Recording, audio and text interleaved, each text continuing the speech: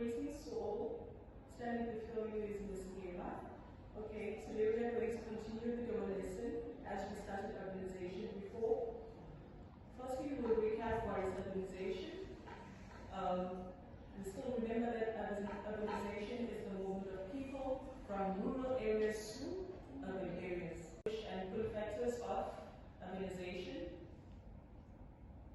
Firstly, we need to know what are the push factors. The push factors are what drives people away from the rural areas towards the urban areas. And then what are the pull factors? The pull factors are the better conditions or what attracts people from rural areas towards urban areas, okay? So now we need to look at it in detail.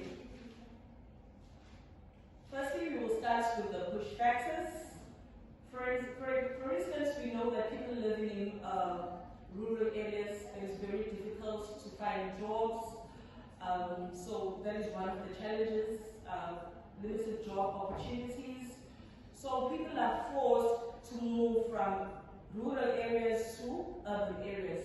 Maybe you remember when you were a child, maybe your dad went to Joburg to look for a job. That was a push factor.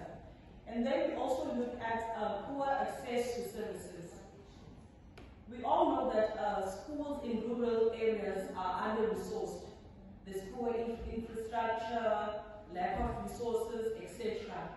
So some people are forced to take their children to urban areas or move their children to urban areas so that they can get better access to education. And then there are also economic factors. When we look at economic factors, we look at such as maybe you find that in the urban area there are more job opportunities that are being created, and the standard of living compared to the rural area is different. So those are all the push factors that we need to consider. It's basically all the negative things that happen when you are living in the rural area.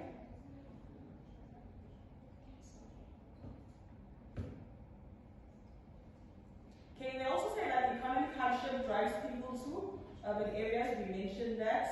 And then we now have to look at the pull factors. Okay, people are drawn to cities for better opportunities, amenities, and social interactions. Just like we mentioned before, that the reason why people move from rural areas to urban areas is because of a better standard of living. For example, there are many clinics, schools, even shops in urban areas compared to rural areas.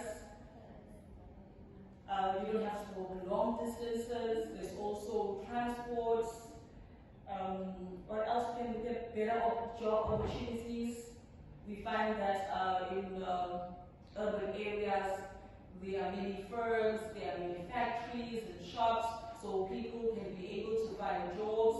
There's also a variety of transport, so people can also find a job. You can become a driver, you can work in a farm, you can work in a firm, okay? And also for social interactions, it's better and much easier to socialize with people in an urban area compared to a rural area.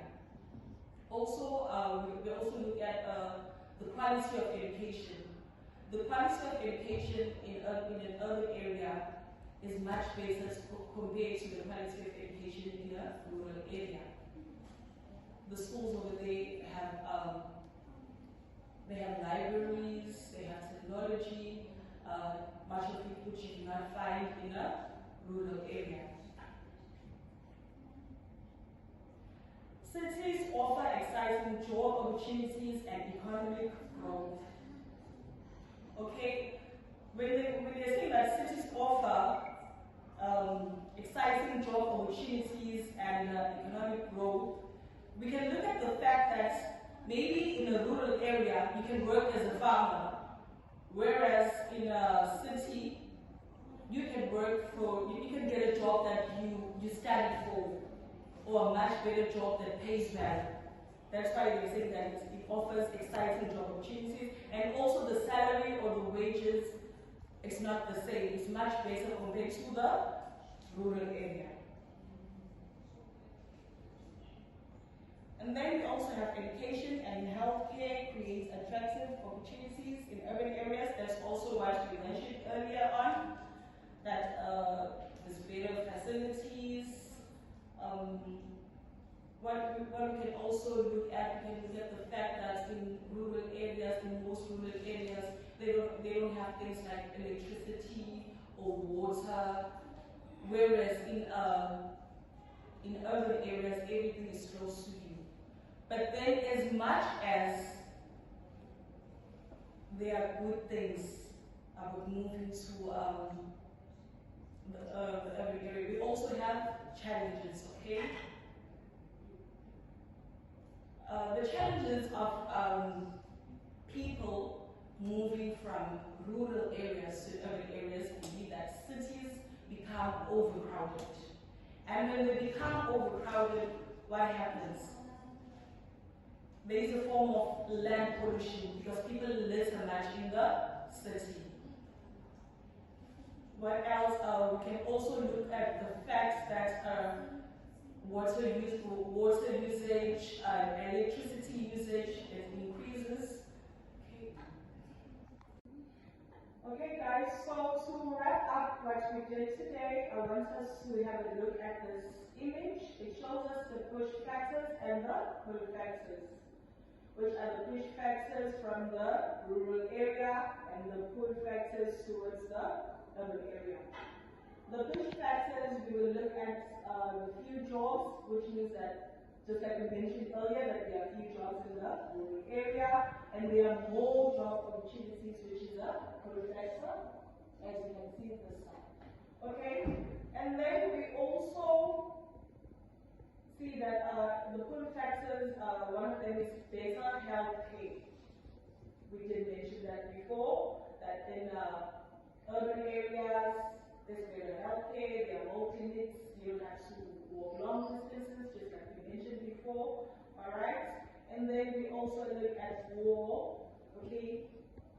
War is a push factor in most cases. I don't know where it still happens now, but before, most people used to move from the rural area towards the urban area for safety, just like they mentioned safety on the side as a pull factor.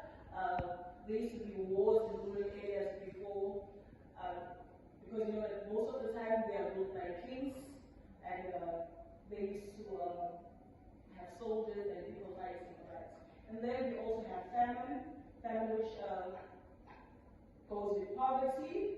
That's also a push factor, and then natural disasters. So all in all, just to wrap up this lesson, I'd like you to ask yourself, do you think urbanization is a good thing? And before you answer that, you need to consider the push factors and the pull factors, okay? Thank you very much for watching. Okay, guys, as we have talked about the push and pull factors, let's look at the following picture. So the following picture shows us push factors and pull factors. So under push factors, we have few services, lack of job opportunities, unhappy life, poor transport links, the natural disasters, wars, and shortage of food. Those are the examples of push factors. On pull factors, we have access to services, better job opportunities, more entertainment facilities, better transport links, improved living conditions, hope for a better way of life, family links. As you can see, that these things are different from each other. So from the push factors, people are running away because they are poor, like unhappy life and poor job opportunities. Whereas on pull factors, there are better job opportunities, so they are happy on the pull factors. Here is another picture of examples of push factors and pull factors. Push, this is whereby people live from poverty, fear, disasters, and unemployment, whereas on pull factors, they find safety, opportunities, stability, and freedom. So these are the examples of push and pull factors. Thank you.